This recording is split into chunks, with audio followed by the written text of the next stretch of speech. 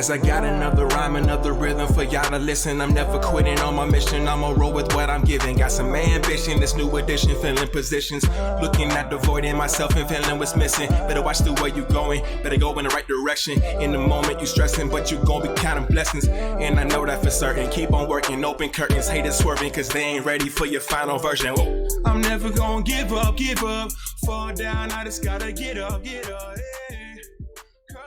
You're listening to the Tom Ficklin Show on WNHH LP 103.5 FM, your home for community radio. Today's guest host is DJ McAulay. Ready to go?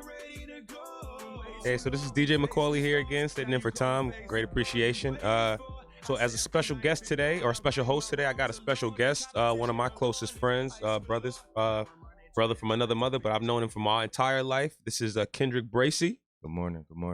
Without me giving his bio, he's definitely a stellar individual, entrepreneur, a fitness coach, trainer. So I would like for him to take the opportunity to kind of introduce himself, talk about his background, then we can kind of jump into today's topic, which would be about student athlete, sport mentorship, and the influence of the coach. Thank you, man. Thank you for having me, man. Kendrick Bracey, born and raised in New Haven. Oh, okay, I'm sorry. Hamden, Connecticut, both. Went to school at Hamden High, but, everything I've done, majority of my life has been New Haven with athletics. Personal trainer now, I graduated from Morehouse College in Atlanta, Georgia. I feel like my calling now is really to help with a lot of youth programs, and that's something that's been in kind of my background, my bloodline, for some years now. So you say youth program. So I know one of the youth programs that you work closely with that I'm also a huge fan of is the New Haven Heat. Yes. Let's talk about just how you got involved in starting the Heats. I know Heats hasn't been around when you were playing, but how does that team look very different than the teams that you kind of played for when you were growing up? And then also, what is the vision going forward for that program? Kids have changed, timing has changed, basketball has changed. But from the city of New Haven, we all grew up. This is a basketball city, in my eyes. I played every sport.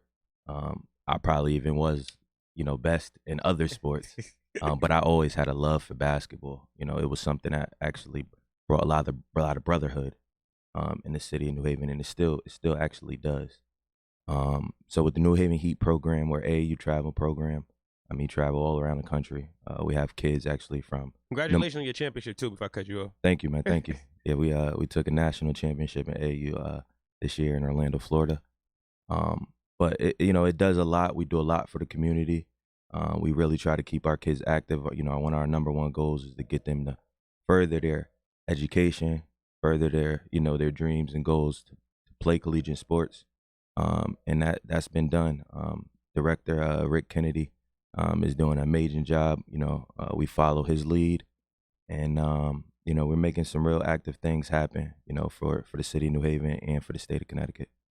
Question: So how do new programs pop up? What's the influence of new programs, athletic or AAU programs showing up?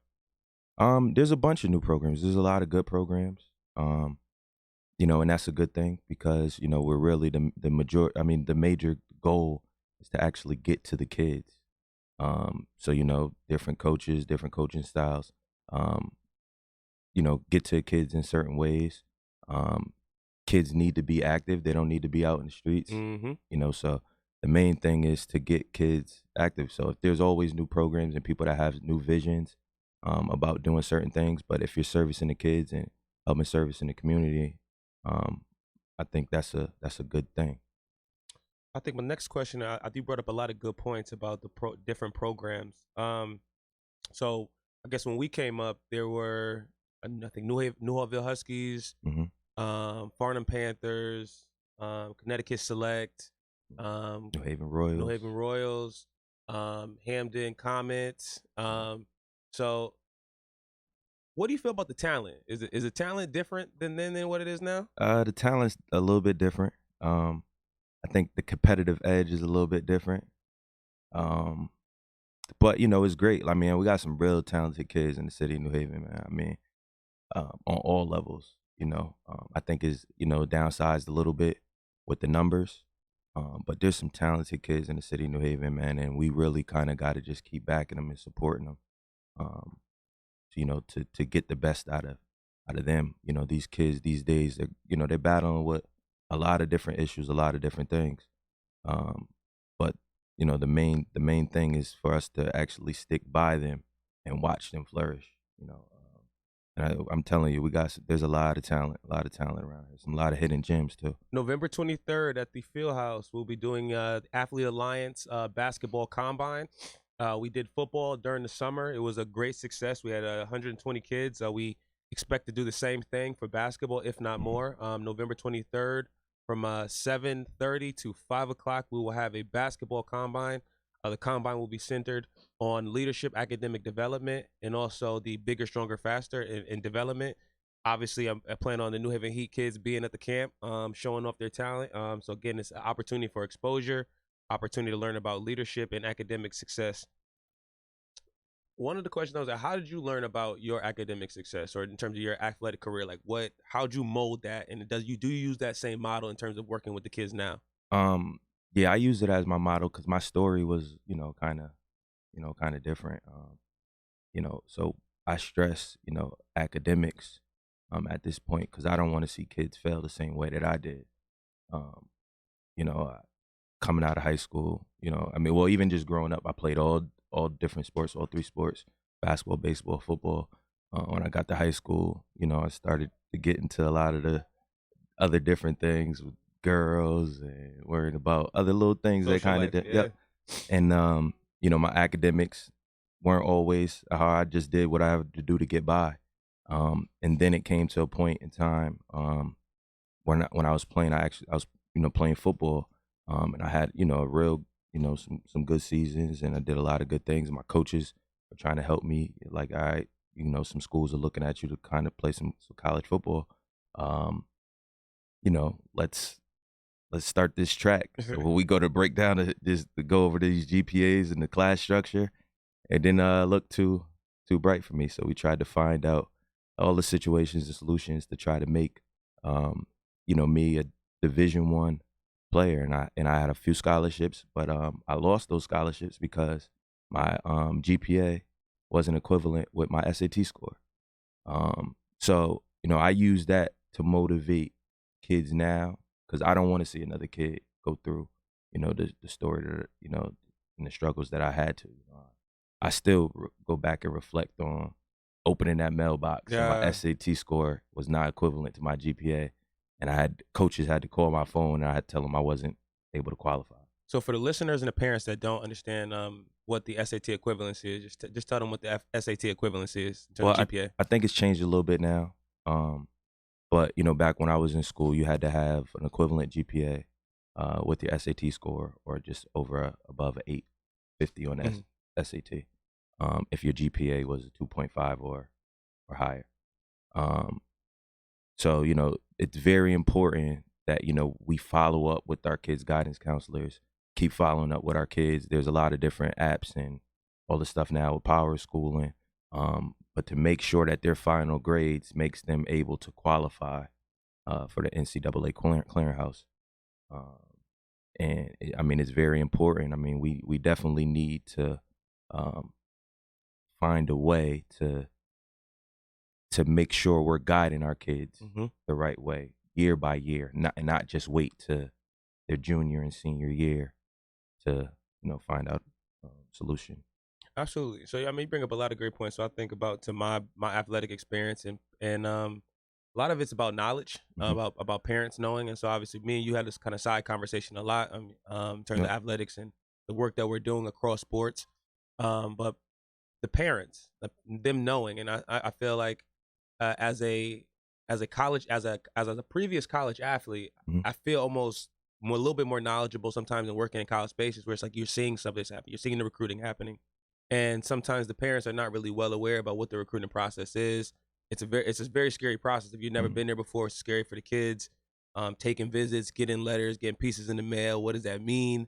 So a kid get a letter from Duke, and it's not a handwritten letter, but it's just like a little informational. And he's like, "Hey, I'm getting recruited." Yeah. And sometimes that doesn't really mean that. So the kids don't really know, like, on that spec, like, am I on the coach's board when they go into their offices? And parents don't know. So sometimes it's like, all right, now I need to invest in this, or this school's really looking at, so we need to spend time here. And so, um, how do you manage that and working with parents where, not saying not be realistic, but helping them understand what the process looks like in terms of how your kids get recruited, where they should be going, what camps they should be going to.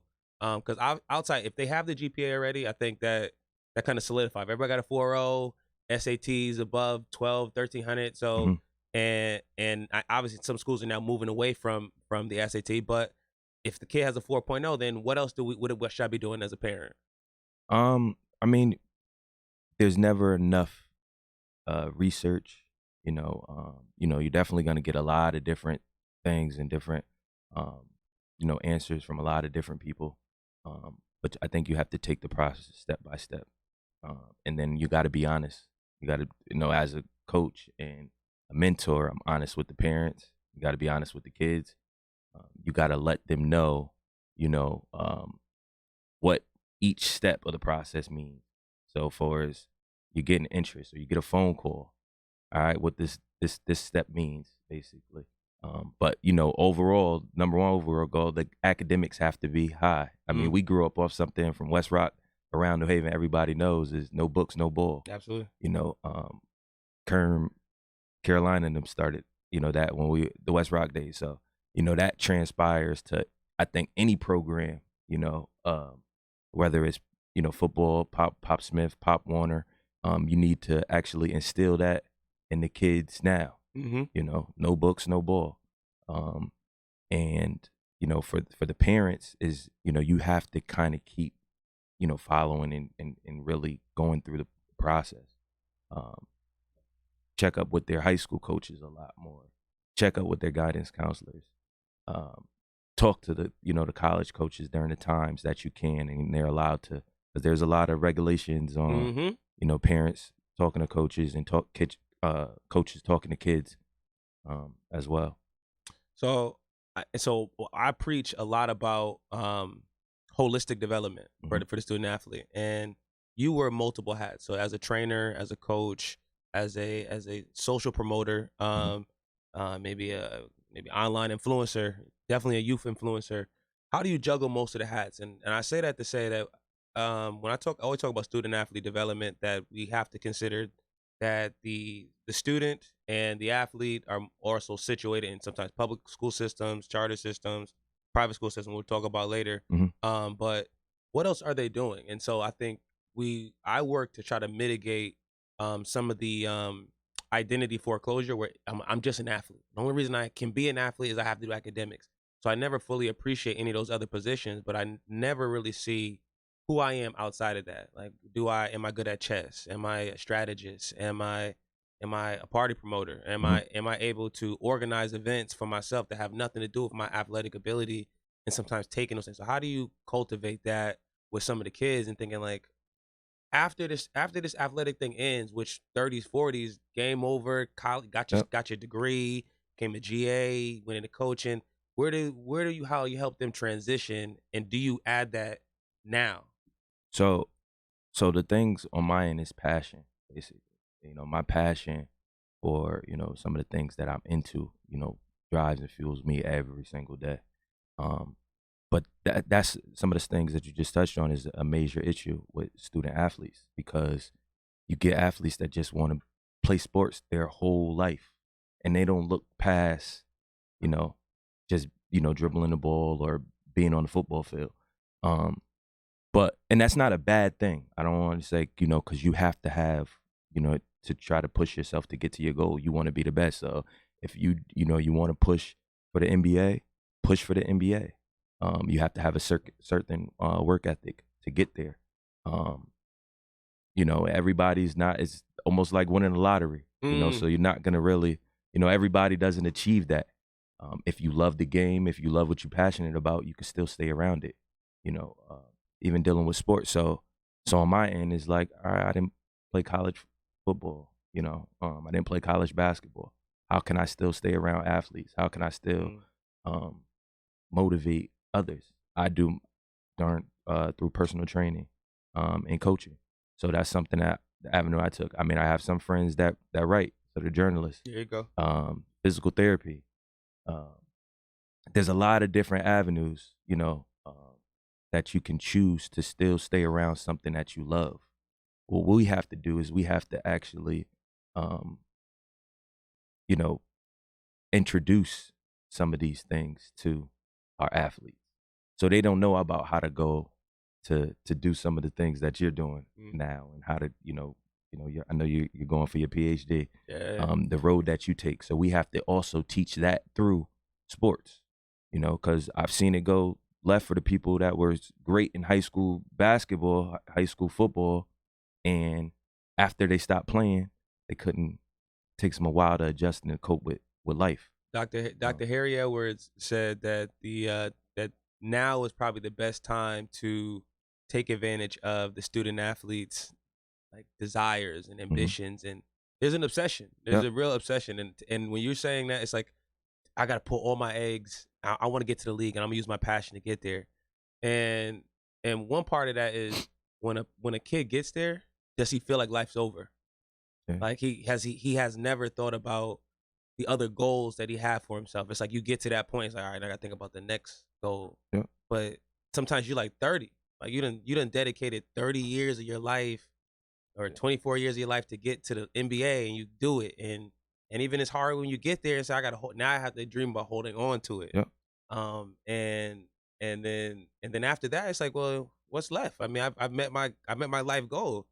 Like that's my bucket list. Yeah. Like, and it's like, I achieved what, I came for, basically.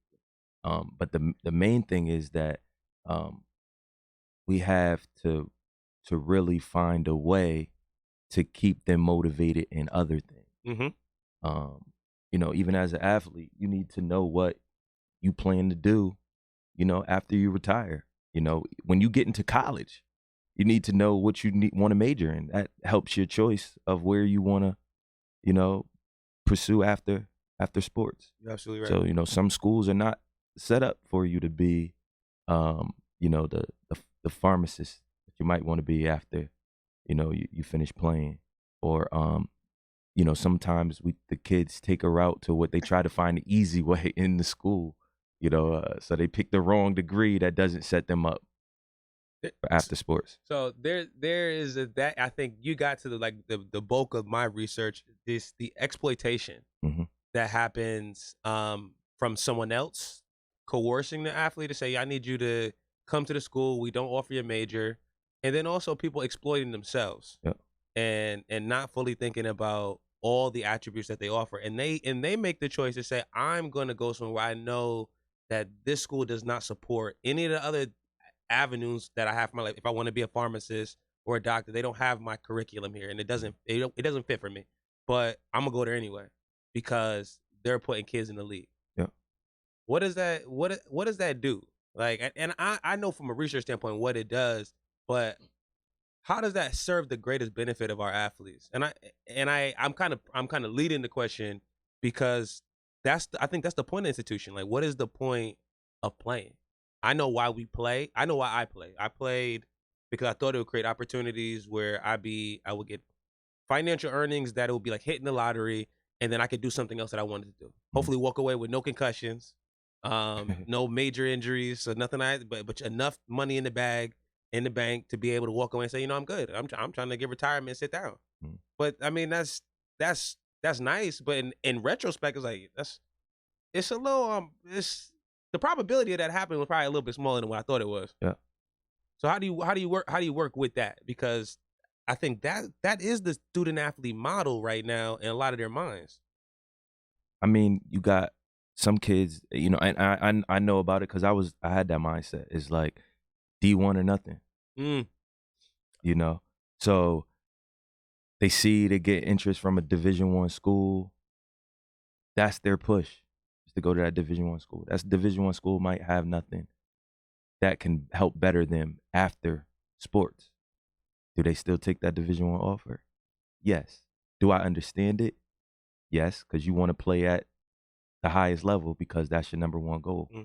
And things when you first go to college, your major could change Mm-hmm. 15 times for some people. Absolutely. You know, some people change it every semester.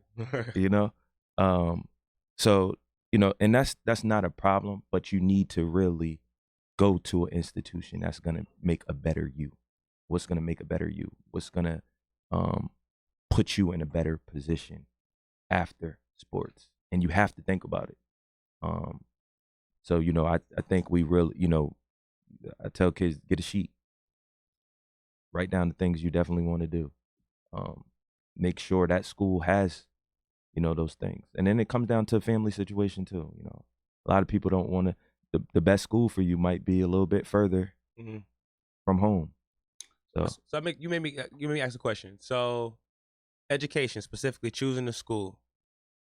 And I probably shouldn't ask the question, but what I would say is that two questions, the public school, charter, private school in terms of athletics, but then also how do you feel about college for athletes if there was no athletic programs? So I asked the question because if pay for play happens, I think that will kind of do a lot of things to dismantling the NCAA's authority in a college system. And then you have places where people can say, well, I'm going to play overseas, or they're going to create opposite leagues that allow you to go to college, but allow you to make money as a college athlete, but maybe outside of the institution. Then it challenges the idea of like, then what is the function of college and what is the function of athletics in the college? So from my vantage point is that they describe athletics as the front porch of the institution. So most people that see the bit larger 1A institutions or research 1 institutions, they're probably associated with big, large stadium, large revenue sports where they're highly televised. Broadcasting deals are in the millions, and the kids want to go there. And that's where a lot of kids that are not athletes, they want to go there, and they're in the stands and they're cheering for their teams as if they're on the field, going to workouts, going to film, going to practice, analyze. They're the analysts in the stands. And so what really is the functionality of college from your perspective, if there wasn't athletics in college for the kids? Because I think when we're combining student athlete, but if I just told a kid to be an athlete, would he really think about having this? And I say black athletes, would he really think about having this strong relationship with being a black student? I mean, I think more now. I mean, a lot of kids want to go to college, and the way it's set up right now, you have to go. If you plan to, unless you're gonna be an entrepreneur or work for yourself, but you still, I think, need some of the structures, and you need the classroom, things that you can learn in the classroom. You want to run a business, you need to take some business classes. I took some business classes in college. Still use it? For some of the stuff I had when I was at Xavier doing my undergrad. I had some entrepreneurship classes, basically. But I'm an entrepreneur now. Yeah. You know what I mean? So it's like some of those things that I did learn in those classes, I could, actually go back and reflect, and it could help me now in my businesses now. Are you gonna learn everything in the classroom? No. A lot of it's trial and error, and what you learn, day by day. I learn something new every day, pertaining to my business, which is a good thing. But if there wasn't the sport focal, piece in front of some of these universities, and these athletic brands, Absolutely, these brands, really run collegiate sports, as we see day to day, and it's, we got Nike on. Yeah, we got Nike on, but it's kind of sad, even just, I think about our AAU program. We're not a sponsored program. So some of my kids, don't get the same looks as kids that play for the sponsored teams.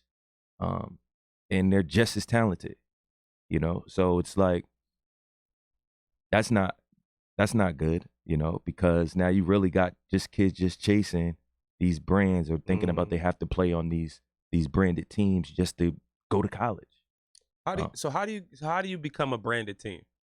I mean, a lot of it, I think, is just the way that these brands structure and their influence basically on sports now. So, I could speak on the AAU thing. there's different circuits, and they consider the branded circuits from these Nike or Under Armour to be the top, circuits for top players across the country. I think that, there's a lot of talented kids that play on the top circuits, but there's still a lot of kids that are talented that might not be, on a circuit team. I just took a kid this past weekend to New Jersey to play in Pango's freshman sophomore All American basic camp. Yeah. And he did probably top kid, one of the top kids at the camp. Top 30, right? Yeah, he definitely even made the top 30. I seen his play. I thought he was definitely in the top 10. What he could do, but he's not on a sponsored team. And now you got all these people questioning, why are you not playing for a sponsored team? And I don't know how that really kind of affected him or what his mindset is to do, but it's just like, you're still a top athlete and you don't play on a top sponsored team. Your athletic ability and what you do on the court and what you do in the classroom, I think always is gonna mean more. So I seen the school documentary. We showed it at our last combine. They give the story about Sonny Vaccaro and bringing Nike into the AAU circuit and then working it in to get the coaches to put it on the shoes. Yep. As a strategy. So obviously working with football, how does a guy create a program that's sponsored? Because obviously the Squires, there are some teams in New York. I'm not sure if Gauchos is a sponsored team or is Adidas program. So I know a couple programs that are already sponsored. How does someone just come out of nowhere and like create, or do they need a funder? Like say if I think you need a backer. Say if somebody like Kevin Durant came in here and saying, I went to Hill House or I went to Cross and I want all these kids to play on my team. So we're gonna have if Bria Holmes got a Nike sponsorship, that team's gonna be. Yep. So that's basically it. It does work a little bit like that. Whoever has the influence with these brands, these bigger brands. So those, and it comes down to money too. These brands want these kids now to start seeing their logo on them early. So they're starting at the high school level. But putting a brand on these kids and hopefully that they choose Adidas college that's sponsored by them and so forth. So what's one of your biggest fundraising strategies for New Haven Heat? And I asked that because funding becomes a thing. You would think that that's a big issue because everything costs money, especially actually to really get the kids the type of exposure that we need. We have to raise money. We have to raise money for nationals to take them to nationals. And that's on all age levels. I mean, we start at 5th grade. So we're trying to,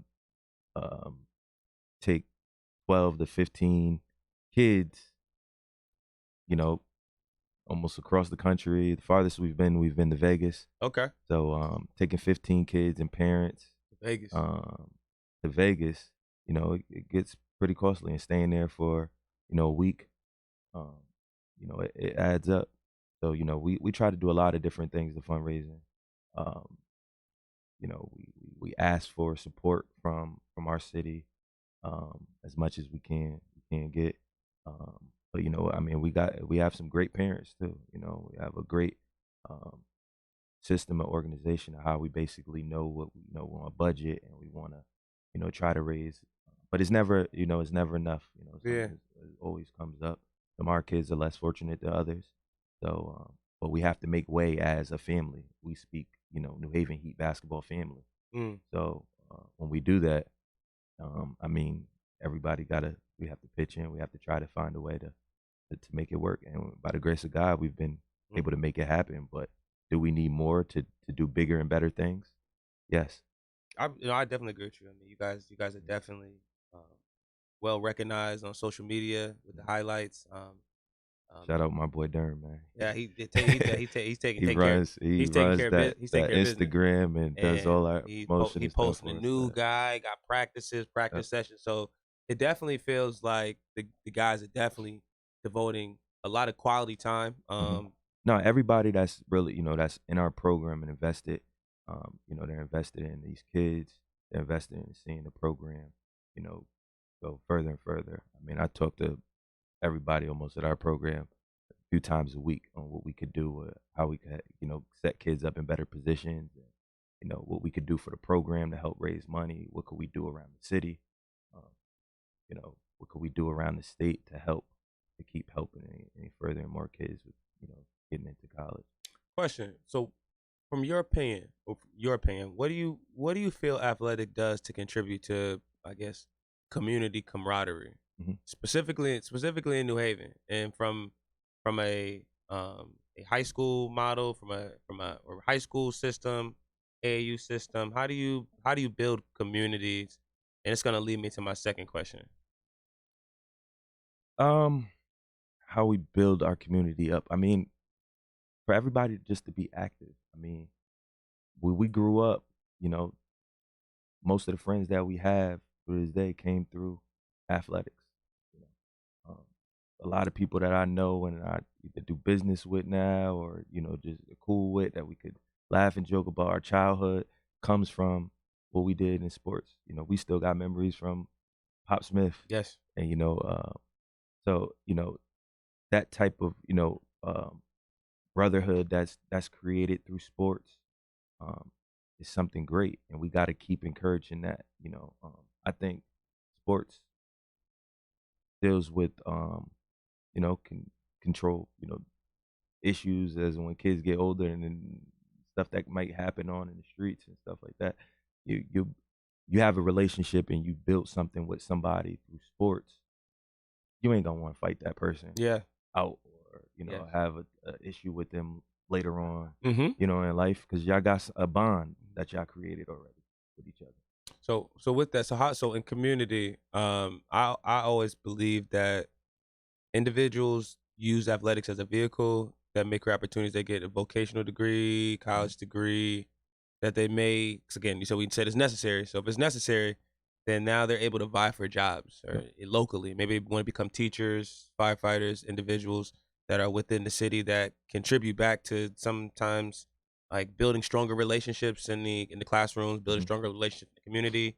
Martin Parker's doing a great job right now. I've seen him all over Instagram and in the Yale PD, traveling around and doing community engagement.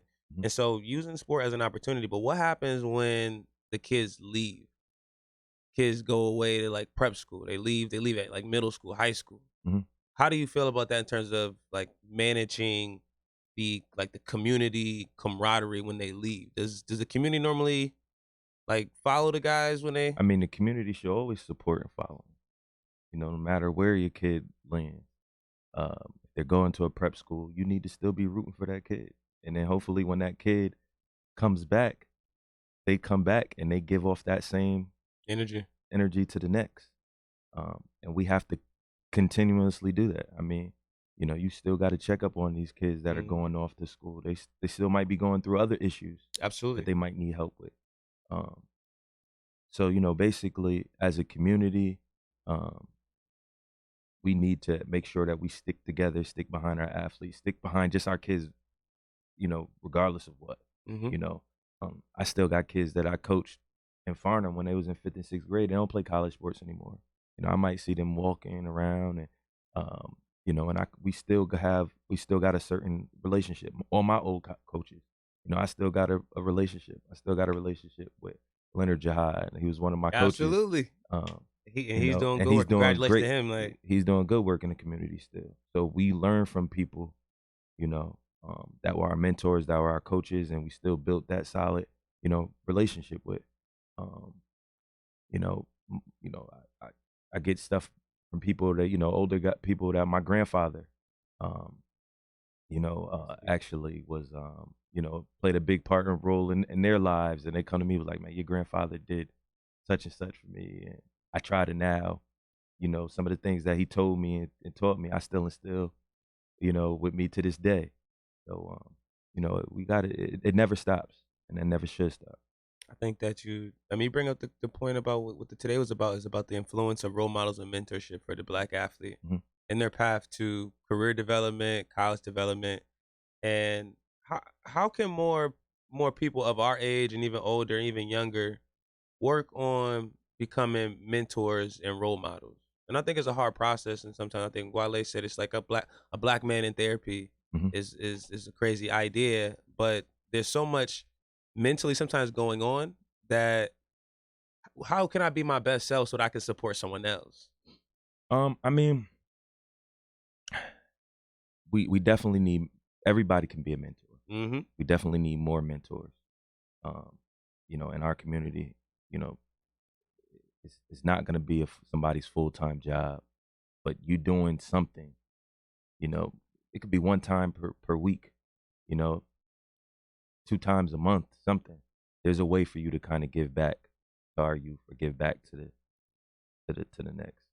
Um, I tell my kids, you got to be leaders, you got to be mentors. Through our program, our fifth graders watch our 17U team. They look up to them. So But that's intentional, right? That's intentional where you make your fifth graders watch your seventh graders watch your ninth yep. graders, because that creates this moment of opportunities for leadership. hmm And I think that becomes a very important key of doing that. Do you, from a coaching standpoint, young coaches, does that same thing happen where you pair someone else up with more of a seasoned coach to kind of see like this is what the style should be, or Oh yeah, no, you definitely. I mean, even as coaches, we got to learn from each other. You know, I learn from Rick Kennedy all the time. And his coaching, style and stuff that we get, um, and I adapt it to maybe some of the stuff that I coach. I look at some of my past coaches and stuff that they instilled in me.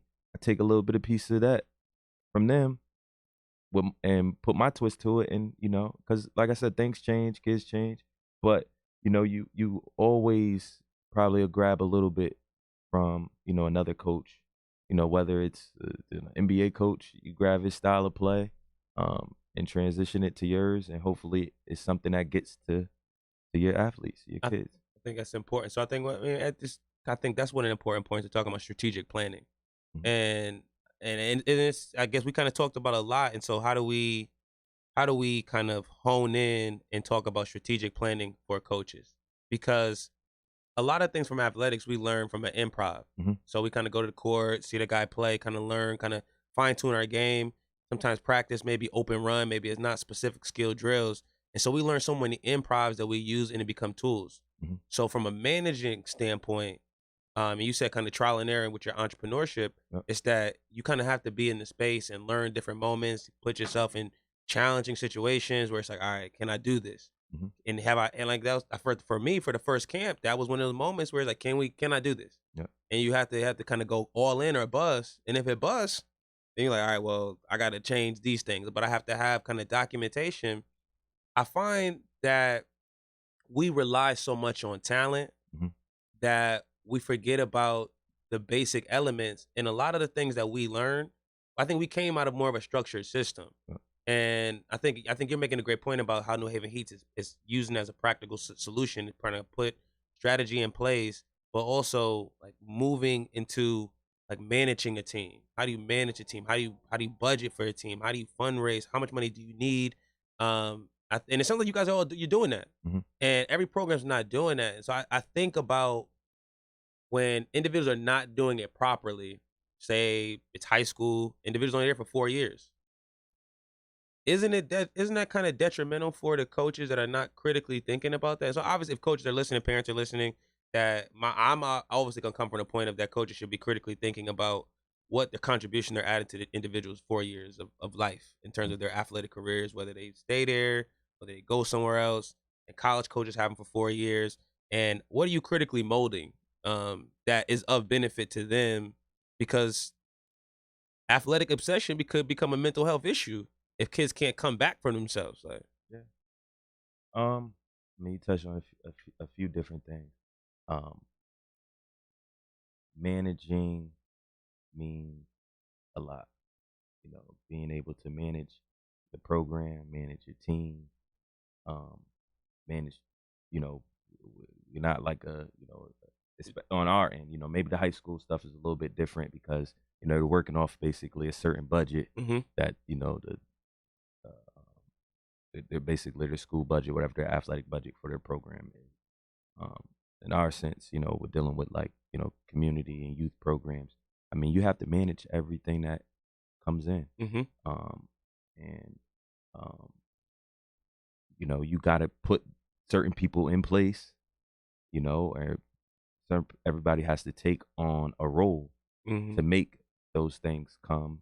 And, where it's basically structured to, everybody gets the best out of it. So we have, good parents and good people that really can help manage money, or ones that could set up events to raise money. Yeah.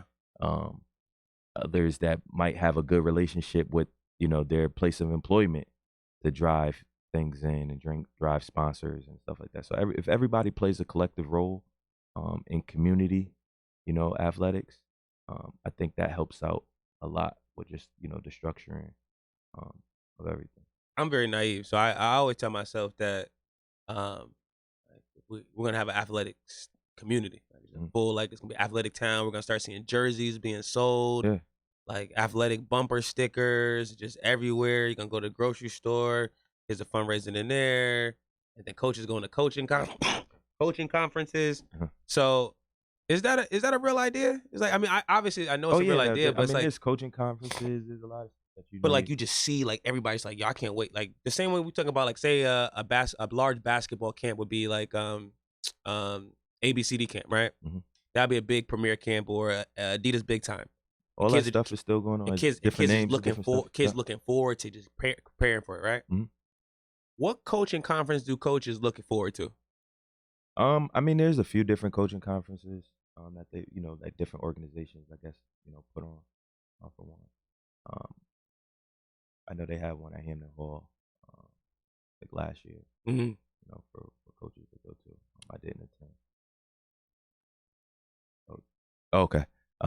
That I didn't attend, but I know they offer a lot of different things in the area around the state. There's we have to go through a USA Basketball Association, classes where they make you, get on the computer and really kind of go through training and Okay. development to get certain licensing and stuff like that. So we have to do that for AAU and to actually play in certain tournaments. Okay, Um, I didn't know that. yeah, so there's a full model system that USA Basketball has put together, and from there, we basically, you sign up for the course and you go through step by step and then questions and tests at the end. So I think before we wrap, I have one last question. How did you? So obviously, strength and conditioning is something I'm very passionate about. How did you get into fitness? So my main thing is actually when I went to school was to kind of get into physical therapy at first. I met a guy, and he went through the exercise science part to go through physical therapy. And then I came home one summer off break, and I was working at Foot Locker, and I met a guy who was a personal trainer, and I got just asking him some questions. He was like, "You want a job?" He's like, "You asked me all these questions. You want a job?" And I was like, "Yeah, I'll check it out." He's like, "Give me a call tomorrow." I gave him a call, and I started off at Bally's Total Fitness. Mm-hmm. And so when I got to Bally's, I went through a little training course and all the stuff that they put me in. And I started working there for a whole, summer during my first, college break. And, I got into it. One of actually a guy that I work with now has been always a mentor with me, Robert Fulton. I met him through Bally's. Fulton Fitness, right? Yep. Okay. So, just helped me more. And I was like, you know what? I want to do this. This is what I wanted to do. And it was at a time where I was making good money personal training at the time. Yo, 1 minute. Okay. And, so I wanted to actually kind of pursue it. So I went back to school and I was like, all right, listen, I'm doing this track right here. How do I, get into it? So it was exercise science, kinesiology. Started, doing more research and stuff and saying, all right, this is what I'm going to do. I'm going to pursue in personal training, exercise science, and help develop athletes and people in just a good, healthy lifestyle. So as a guest host, I didn't do a proper job of closing it out quickly, but whatever, give us a key quote that you have for your athletes and parents as we close this out. Give 110%. That's it. Anything that you do in life, man, give 110%, man. Don't short yourself at all. This is DJ McAulay co-hosting, or guest hosting for Tom today. I appreciate the Tom Ficklin show today, broadcasting live from downtown New Haven. We're streaming and tuning in on the TuneIn Radio, newhavenindependent.org. We're also streaming live video on Facebook Live. Just go to facebook.com, New Haven Independent, or just go to Facebook page and look it up. In the moment you stressing, but you gon' be counting blessings. And I know that for certain. Keep on working, open curtains, haters swerving, cause they ain't ready for your final version. Whoa. I'm never gonna give up, fall down, I just gotta get up, yeah. Cause this is my road, lights, camera, action, I'm ready to go. I'm never gonna give up, fall down, I just gotta get up, yeah. Yeah, this is my road, lights, camera, action, I'm ready to go. Way too long, we faced them storms, now you gon' face the dawn you waited for. I said from night to dawn, I right my wrongs alone. In competition with warnings, ice galore. Now I'm running toward them highlights, I'm finished being a quitter, but little by little